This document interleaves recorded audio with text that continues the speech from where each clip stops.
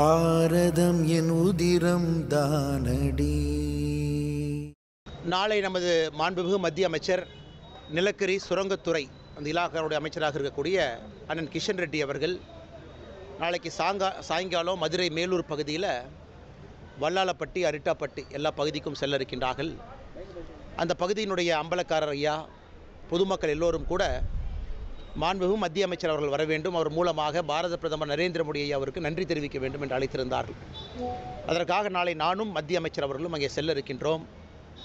காரணம், இந்தியாவிற்கே ஒரு எடுத்துக்காட்டாக மத்திய அரசு எப்படி இந்த பிரச்சனையை கையாண்டிருக்கிறாங்க. மாநில அரசு தவறு செய்த பொழுதும் கூட மாநில அரசு சரியான தகவல்கள் கொடுக்காம இந்த டங்ஸ்டன் சுரங்கம் ஏலம் வருவதற்கு காரணமாக இருந்தும் கூட மக்களுடைய கோரிக்கை ஏற்று மத்திய அரசு அதை கேன்சல் பண்ணாங்க. இதை பல அரசியல் கட்சி தலைவர்கள் அரசியலாகி கொண்டிருக்கின்றார்கள். அதாவது இன்றைக்கி முதலமைச்சர் அவங்க சொல்கிறாங்க, திரு மு.க. ஸ்டாலின் அவர்கள், நான் சட்டப்பேரவையில் தீர்மானம் போட்டதுனால தான் அது நடந்ததுன்னா சட்டப்பேரவையில் எத்தனை தீர்மானம் போட்டிருக்கீங்க, எல்லாம் நடந்திருக்கா? இல்லை முதலமைச்சர் மு.க. ஸ்டாலின் அவங்க சொல்கிறாங்க, நான் கடிதம் எழுதுனால தான் நடந்திருக்கேன், எத்தனை கடிதம் எழுதியிருக்கீங்க, அது மூலமாக நடந்துதான்? அதனால் எல்லோருக்குமே தெரியும், அரிட்டாப்பட்டி வல்லாளப்பட்டி இந்த பகுதியில் இந்த டங்ஸ்டன் சுரங்கம் அமைப்பதற்கு மத்திய அரசு அனுமதி கொடுக்கவில்லை, அதை கேன்சல் பண்ணியிருக்கிறாங்கன்னா முழு முதல் காரணம், ஒரே காரணம், பாரத பிரதமர் நரேந்திர மோடி அவர்கள் மட்டும்தான். நாளை மக்களை சந்திக்க இருக்கின்றோம். பத்திரிகை நண்பர்கள் மூலமாக இந்த செய்தியை கூட தமிழக மக்களுக்கு தெரியப்படுத்துகின்றோம். அதே நேரத்தில் உங்களுக்கு கேள்வி இருக்கும், கேளுங்கன்னா பதில் சொல்கிறோம். அது நெஞ்சை பதவிதைக்கக்கூடிய காட்சிகள். காரணம், நானும் அங்கே அந்த பகுதியில் தான் வசிக்கிறேங்கன்னா. ஈசிஆர் பகுதியில் எப்பொழுதுமே உங்களுக்கு அதிகமாக இளைஞர்கள், பெண்கள் எல்லோரும் கூட சாயங்காலம் நள்ளிரவு அந்த நேரத்தில் அதிகமானவர்கள் அந்த பகுதியில் போகிறாங்க. பாண்டிச்சேரிக்கு போகிறாங்க. அந்த பகுதியில் நிறைய ரெஸ்டோ பார்ஸ் இருக்குது. அவங்களுக்கு ஒரு சோஷியல் லைஃப் வேணும்னு நினைக்கிறாங்க. ஆனால் எப்பொழுதுமே ஈசிஆர் பகுதியில் நானும் பார்த்தது, சரியான பாதுகாப்பு எப்பொழுதுமே அங்கே இருக்காது. காலையில், அதிகாலையில், நள்ளிரவில் பல நேரத்தில் போகும்பொழுது நானே யோசிப்பேன், எனக்கு திமுக கட்சியினுடைய கொடி போட்ட ஒரு காரில் அந்த பெண்ணுக்கிட்ட மிக மோசமாக நடந்து கொள்ளக்கூடிய அந்த வீடியோ, அந்த பதிவாகி இருக்கக்கூடிய அந்த வீடியோவை நம்ம பார்க்குறோம். தமிழ்நாட்டில் எந்த அளவுக்கு சட்டம் ஒழுங்கு சீர்கட்டு இருக்கிறது என்பதற்கு பல உதாரணங்கள் இருந்தும் தினமும் கூட ஒரு உதாரணம் புதுசாக வருது. இன்றைக்கி ஈசிஆரில் சுதந்திரமாக ஒரு நாட்டில் மகாத்மா காந்தி அவங்க எப்போ சொன்னாங்க, ஒரு பெண் நள்ளிரவில் சுதந்திரமாக என்றைக்கு நடந்து போகிறாங்களோ அன்னைக்கு முழு சுதந்திரம் கிடைத்து விட்டதாக சொன்னாங்க. இந்தியா முழுவதும் முழு சுதந்திரம் கிடைத்ததாக நான் பார்க்கின்றேன். தமிழகத்திற்கு முழு சுதந்திரம் கிடைக்கல. ஏன்னா நள்ளிரவில் பெண்கள் போனால் பிரச்சனை, பகலில் போனால் பிரச்சனை. அண்ணா பல்கலைக்கழக வளாகத்திற்குள்ளே அங்கே படிக்கக்கூடிய பெண் 7:45 மணிக்கு சாயந்தரம் நடந்து போனால் பிரச்சனை. இது இரவு மட்டுமல்ல, பகல் மட்டுமல்ல, எல்லா நேரத்திலும் கூட தமிழகத்தில் பெண்களுக்கு பாதுகாப்பு இல்லை என்பது தினமும் ஊர்ஜிதமாகிக் கொண்டிருக்கிறது. நேற்று ஈசிஆர் சாலையில் வந்திருப்பது மற்றும் ஒரு உதாரணம். அதனால் உடனடியாக மாநில அரசு 2 வேலை தான் செய்யணும். ஒன்று, பெட்ரோல் வெஹிக்கிள் நிறைய வாங்கி கொடுங்க. காவல்துறை நண்பர்களுக்கு பெட்ரோல் வெஹிக்கிள் வாங்கி கொடுங்க. லைட்டு போட்ட வண்டி 1000-2000 வண்டி வாங்கி கொடுங்க, நைட்டு ரோந்து போகட்டும். 2வது, 2 வீலர்ஸ் வாங்கி கொடுங்க, அதுவும் பெட்ரோல் வெஹிக்கிள், எல்லா பீட் கான்ஸ்டபிள் 2 வீலரில் எல்லா பக்கம் போகணும். 3வது, காவல்துறை போலீஸ் ஸ்டேஷன் அதிகப்படுத்த வேண்டும் என்றால் தயவு செஞ்சு அதிகப்படுத்துங்க. காவல்துறைக்கு எந்தவித உபகரணங்கள் கொடுக்காமல், போலீஸ் காவல் நிலையங்களையும் அதிகப்படுத்தாமல், காவல்துறைக்கு ரெக்ரூட்மெண்ட்டும் பண்ணாமல், இந்த கையாலாகாத திராவிட மாடல் என்று சொல்லி தெரிகின்ற திமுக அரசு பெண்களுக்கு எதிராக நடக்கக்கூடிய குற்றங்களை எங்கேயும் கூட கட்டுப்படுத்துவதற்கு ஒரு ஆணியை கூட துரும்ப கூட கிள்ளி போடாமல் இருக்கிறார். ஆனால் தமிழக மக்கள் பார்த்து கொண்டிருக்கின்றார்கள் என்பதை மாண்புமிகு முதலமைச்சர் அவர்கள் புரிந்து கொள்ள வேண்டும். ஆனால் இந்த நிகழ்வுக்கு நான் வந்திருப்பதற்கான காரணங்கன்னா, என்னுடைய ஆசை இந்தியாவில் இருக்கக்கூடிய மாற்று மொழிகள் இருக்கக்கூடிய எல்லா முக்கியமான புத்தகங்கள், காவியங்கள் எல்லாம் தமிழ் மொழிக்கு வர வேண்டும் என்கின்ற ஆசை. இந்த உபநிஷத் புத்தகங்கள், கங்கா உபநிஷத் என்கின்ற இந்த ஒரு டெலிவிஷன் சீரியஸ் அது இன்றைக்கி தமிழில் மொழிபெயர்த்து கொண்டு வந்திருக்கிறாங்க. தமிழ், மலையாளம், கன்னடா, தெலுங்கு எல்லா இதுலேயும். அதனால் அவர்களுக்கு ஆதரவு கொடுக்க வேண்டும் என்பதற்காக வந்திருக்கின்றன. அது மட்டும்தான். சின்மயா விஷனுடைய CEO இன்டர்நேஷ்னல் சுவாமி எல்லோரும் இங்கே இருந்தாங்க. அவங்ககிட்ட இந்த நல்ல ஆசீர்வாதம் வாங்க வேண்டும் என்பதற்காக வந்திருந்தேன். சார், இந்த அண்ணா பல்கலைக்கழக விவகாரத்தில் செய்தியாளர்களுடைய தொலைபேசியெல்லாம் பறிமுதல் செய்யப்பட்டு நடவடிக்கை எடுக்கப்படுகிறது. இதை நான் வன்மையாக கண்டிக்கிறேங்கன்னா, காரணம், செய்தியாளர்களுடைய தொலைபேசியை வாங்கி அதில் நான் நோண்டி அது மூலமாக இவங்க தான் லீக் பண்ணாங்க அப்படின்னு சொல்கிறதே ஒரு முட்டாள்தனமான வாதமாக நான் பார்க்கின்றேன். ஏன்னா அந்த SIT ஒரு பக்கம் அந்த ஸ்டேஷன் ரைட்டரை சம்மன் பண்ணுறாங்க, ஒரு பக்கம் மேலே இருக்கக்கூடிய உயரதிகாரிகளை சம்மன் பண்ணுறாங்க. ஒரு செய்தியாளர் வந்து பல விதத்தில் சோர்ஸ் வச்சுருப்பாங்க. செய்தியாளருடைய முக்கிய வேலை வந்து செய்தியை வெளியே கொண்டு வர்றது.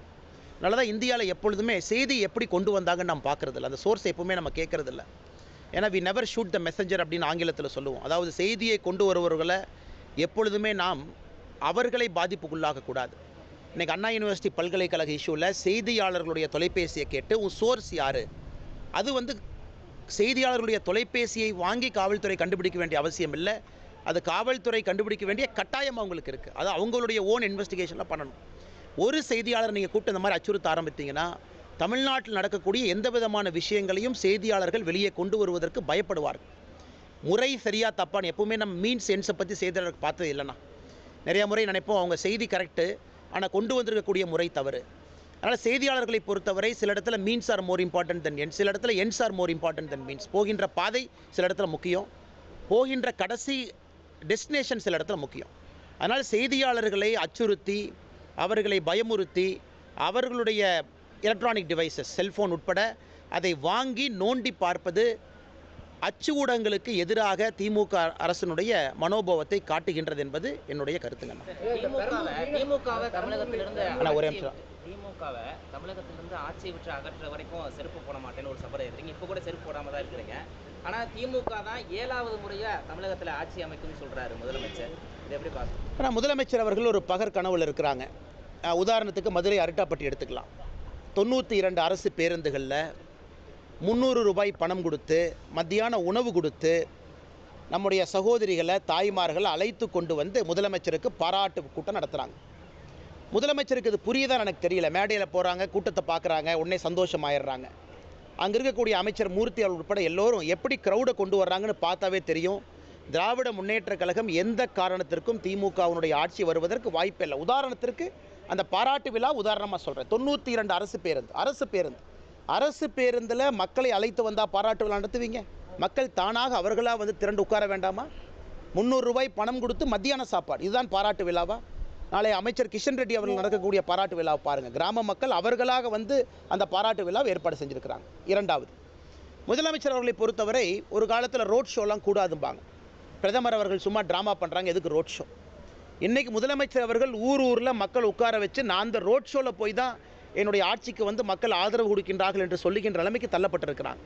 அதனால் எதற்காக பாரத பிரதமர் நரேந்திர மோடி அவர்களை முதலமைச்சர் அவர்கள் எதிர்த்தார்களோ அந்த ரோட் ஷோக்கு அனுமதி கொடுக்காம, ஒரு பிரதமருக்கு அனுமதி கொடுக்காத அவலம் தமிழகத்தில் நடந்தது. இந்தியாவில் எங்கேயுமே அனுமதி ஒரு பிரதமருக்கு கொடுக்காம இல்லை. கோர்ட்டுக்கு போய் கோயம்புத்தூருக்கு பர்மிஷன் வாங்கணும். இன்றைக்கி அதே முதலமைச்சர் கூட்டத்தை நிறுத்தி வச்சுட்டு இந்த பக்கம் அந்த பக்கம் கை கொடுத்துட்டு போகிறார். கேட்டால் மக்கள் அவர்களாகவே தானாக வந்து என்னை பார்க்குறாங்க, இந்த ஆட்சி அவ்வளோ அருமையாக இருக்குது, 2026 ஆட்சிக்கு வரப்போகிறோம். ஆனால் வெறும் நாடக கம்பெனியை போல தான் இன்றைக்கி திமுகவினுடைய ஆட்சி நடக்கிறது. எந்த காரணத்திற்கும் அவர்கள் ஆட்சிக்கு திரும்ப வருவதற்கான சாத்தியக்கூறுகள் எங்கேயும் இல்லை என்பது என்னுடைய கருத்து மட்டுமல்ல, தமிழக மக்களுடைய பொதுவான கருத்து.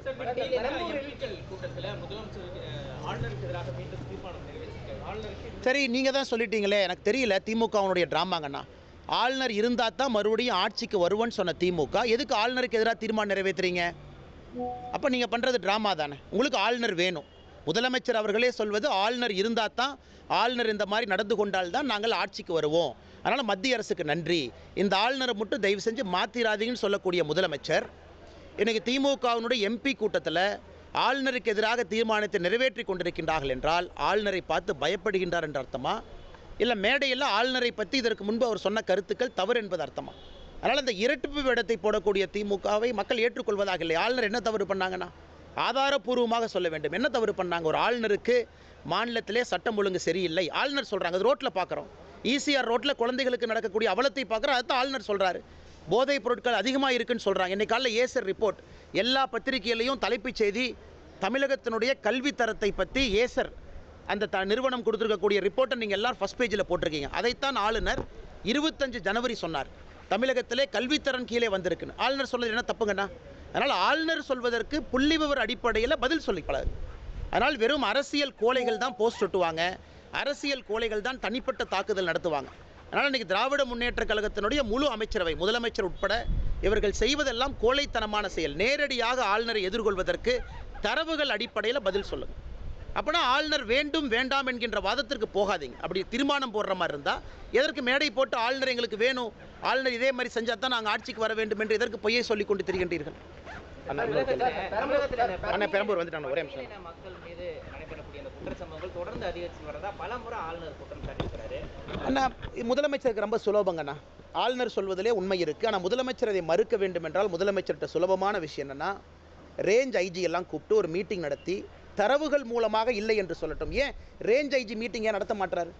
தமிழகத்தில் 2022 ஏற்கனவே நம்ம சொன்னோங்கன்னா, அதான் கடைசியாக வந்திருக்கக்கூடிய ரிப்போர்ட், மத்திய அரசோட NCARB report, national crime records bureau.